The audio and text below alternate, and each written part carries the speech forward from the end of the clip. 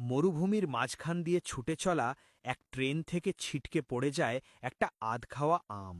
সময়ের ব্যবধানে আমটা পচে যায়, আর ফাটা মাটির বুক চিরে বেরিয়ে আসে এক টুকরো সবুজ। এই ছোট সবুজ চোখে পড়ে একটি টিয়া পাখির। শূন্য মরুভূমিতে এই সবুজ যেন জীবনের ডাক। প্রতিদিন ঠোঁটে করে একটু একটু পানি এনে দেয়, নীরবে ধৈর্য নিয়ে।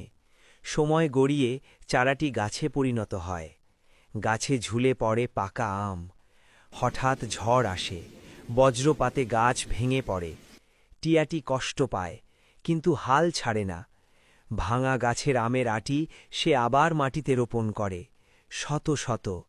দিন যায়, মরুভূমির ফাটা মাটি সবুজ বনে বদলে যায়। পাকা আমের ঘ্রাণে দলে দলে পাখি উড়ে আসে, মন ভরে আম খায়।